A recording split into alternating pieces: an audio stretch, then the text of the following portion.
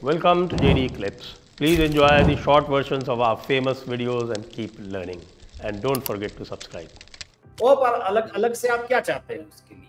तो वो कहे नहीं नहीं, इस बात से मैं आपकी इत्तेफाक नहीं रखती। तो अलगाववाद के लिए चाहिए ना वो। जी जी जी, उसके लिए चाहिए, या थोड़ा सा वो हज वज वाला मामला होता है जो जिसमें हज यात्रियों को सब्सिडी मिला करती थी पहले उस टाइम का। अरे तो मंत्रालय बनने से पहले जो है वो सोशल जस्टिस डिपार्टमेंट देखता था उसको, उसमें क्या दिक्कत? हाँ बताइए, वो तो सोशल जस्टिस वाले डिपार्टमेंट में सब कवर होना चाहिए। लेकिन मुझे लगता है कि ये जो मोदी जी ने बिल्कुल परफेक्ट मैसेज दिया है कि साहब अल्पसंख्यक जो है वो केवल अल्पसंख्यक जो है वो मुसलमान ही नहीं है, 2 सिख लिए हैं कैबिनेट में, ठीक है, एक बुद्ध लिया है, एक बौद्धिस्ट लिया है और एक वो लिया है क्रिश्चियन, एक क्या बल्कि शायद 2 लिया है क्रिश्चियन। तो उन्होंने तो मुझे लगता है कि अपने हिसाब से मैसेज दे दिया है कि भाई ये लोग भी तो हैं, जैन भी हैं और भी हैं, पारसी भी हैं, तमाम तरह के लोग हैं जो अल्पसंख्यक हैं। अल्पसंख्यक का मतलब अब मुसलमानों से नहीं रहा, इस बात को लेकर मेल्टडाउन बहुत भयंकर। अब उनको बताइए, उन्हें कौन बताए? सर सुनिए तो, तकनीकी रूप से आप बताइए कि वो कैसे ले ले मुसलमान। बीजेपी ने एक मुसलमान लड़ाया मलप्पुरम में, वो हार गया। ना तो चंद्रबाबू नायडू के पास कोई मुसलमान एमपी है, ना नीतीश के पास कोई मुसलमान एमपी है, ना चिराग पासवान के पास है, ना जयंत चौधरी के पास है, तो मुसलमान बनवाए कहां से? अरे साहब आप भी कैसे जो है ये बताइए, ये तो प्रिविलेज्ड कम्युनिटी है, इसका कोई जीते या ना जीते। आपने कई लोगों को बना दिया, बिट्टू को हारने पे भी बना दिया, जॉर्ज कुरियन तो राज्यसभा के मेंबर ही हैं, उनको भी बना दिया, तो भाई हमको भी बना देते।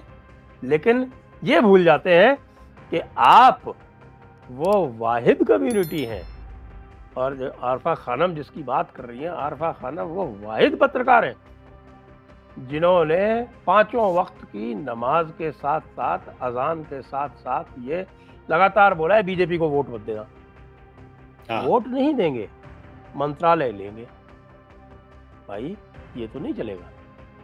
तो ये मैं बता रहा हूँ, इसलिए तो मैंने कहा आपसे कि मेरे हिसाब से सबसे बड़ा मेल्टडाउन ये है कि मोदी जी ने, जिसे कहते हैं ना कि ये कमजोर मोदी है, मोदी ने जब मंत्रिमंडल बनाया उसी में साबित कर दिया उसने कि भैया मुझे वोट नहीं दोगे तो फिर मैं चोट दूंगा। और मुझे तो लग रहा है कि जल्दी जो है हो सकता है कि कैबिनेट की जो पहली बैठक हो, ऑफिशियली डिपार्टमेंट सब बढ़ी गए हैं, आज तो चार्ज भी ले लिया ज्यादातर लोगों ने। मुझे लगता है कि ये कहीं 5 किलो चावल जो मिल रहा था ये भी बंद ना हो जाए। 5 किलो चावल देखिए, जनता को तो नहीं बंद होगा। हाँ, पर्टिकुलर लोगों के लिए कुछ क्लॉज निकाला जा सकता है। नहीं, कुछ ना कुछ मेरा कहने का मतलब है कि ये वही, उसी से मेरा मतलब है कि हो सकता है कि इसमें कुछ संशोधन हो, कुछ योजना थोड़े से रिवाइव की जाए कि भाई 1 यूनिट से ज्यादा नहीं मिलेगा। ये किया जा सकता है, करना भी चाहिए, क्योंकि 1 यूनिट से ज्यादा ले जाने वाले जो हैं वो 90% इसी समुदाय के, इसी समुदाय के, और वो उसे ले जाके बेच रहे हैं बाहर। मैं आपको बताता हूँ, एक परिवार में 8 सदस्य हैं, 8 किलो चावल कैसे खा लेगा आदमी बताइए? अब 2 किलो बहुत है उनको। ऐसा कर दें कि जो जितने हैं, जितनी यूनिट है उनका आधा मिलेगा, उस हिसाब से कर दे। तो कुछ ना कुछ इसमें चेंज होना चाहिए, मेरा तो मानना है। बिल्कुल होना चाहिए, बिल्कुल 100% आपसे सहमत हूँ। बिल्कुल। और एक बात थोड़ी सी और भी करते हैं, दूसरा मेल्टडाउन जो हुआ है वो बहुत बड़ा मेल्टडाउन वो भी है, वो ये है कि भाई जम के गालियां मिल रही हैं। पता है किसको? नायडू को और नीतीश कुमार को। हाँ। पता नहीं क्या खोद के निकाल रहे हैं इन्होंने। इन्हें ये लग रहा था कि इन्हें ये लग रहा था कि वो भाग के इंडिया अलायंस में चले जाएंगे।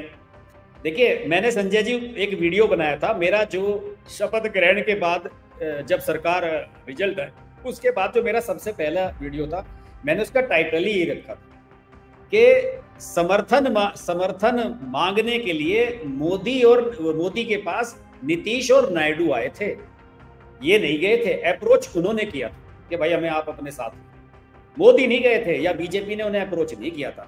चंद्रबाबू नायडू 2 साल से धक्के खा रहा था दिल्ली में, आपको तो पता ही है। वो लगातार अमित शाह से, जेपी नड्डा से, मोदी जी से भी एक बार मिला, और उधर जिस दिन चंद्रबाबू नायडू मिलने आता था उससे अगले दिन ही जगन आ जाता था मोदी जी से मिलने के लिए।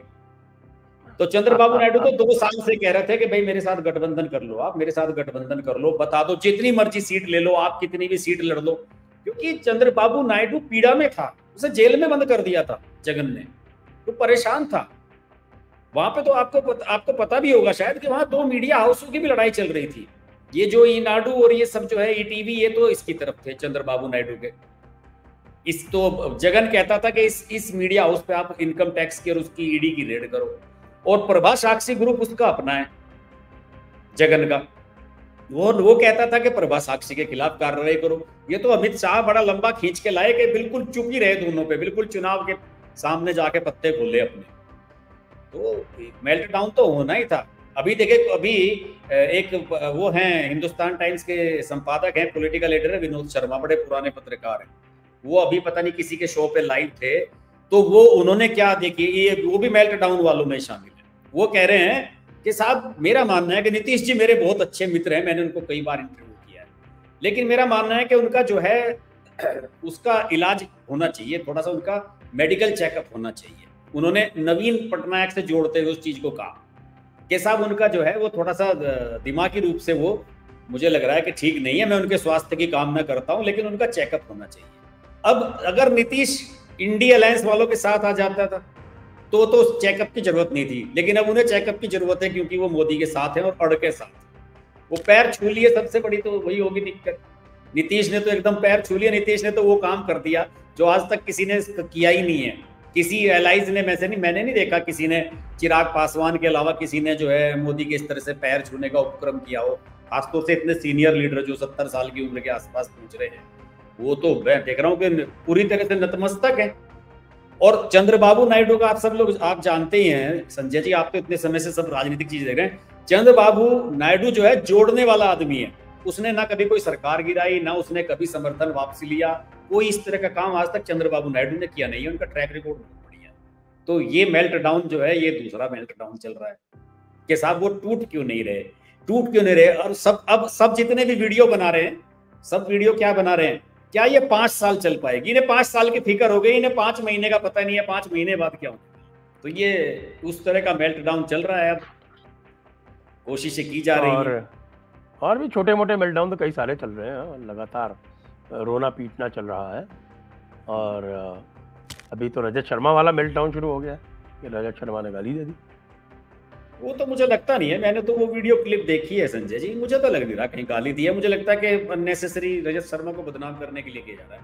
हालांकि रजत शर्मा बड़े ढुलमुल टाइप आदमी है, मैं उन पर ज्यादा भरोसा नहीं करता, लेकिन रजत शर्मा के बारे में इतना तो मैंने सुना है, जो उसके साथ काम कर चुके लोग, हमारे कई साथी वहां गए थे, बाद में छोड़ के भी आ गए थे, उन्होंने कहा कि तमाम संपादकों को देखा हमने गाली गलौज करते हुए, थोड़ा सा एब्यूजिव लैंग्वेज इस्तेमाल करते हैं। रजत शर्मा कम से कम अपने ऑफिस में नहीं इस तरह से कहते, तो वो लाइव शो के दौरान ऐसा कैसे कह देंगे, मुझे समझ में नहीं है।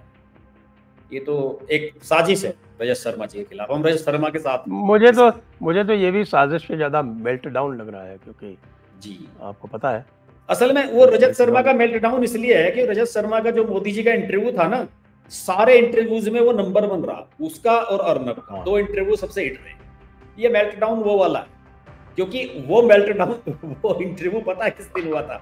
दिल्ली में चुनाव का प्रचार खत्म हो चुका था और उस दिन शाम को वो इंटरव्यू आया। तो इन लोगों को लगता है कि उसकी वजह से दिल्ली में और सब जगह जो है माहौल बदल गया, कुछ इस तरह की इनकी थिंकिंग है। दिल्ली में सुपड़ा साफ हो गया इनका सबका, इंडी वालों का। तो मुझे लगता है कि उससे जोड़ के और इस तरह की शरारत की जा रही है। वैसे मैंने उस वीडियो क्लिप को देखा है, मुझे नहीं लगता कि रजत शर्मा ने ऐसा कुछ कहा। और वैसे भी पूरा का पूरा इकोसिस्टम है वो है पूरी तरह से, मुझे लगता है मेल्ट डाउन स्टेज में ही है।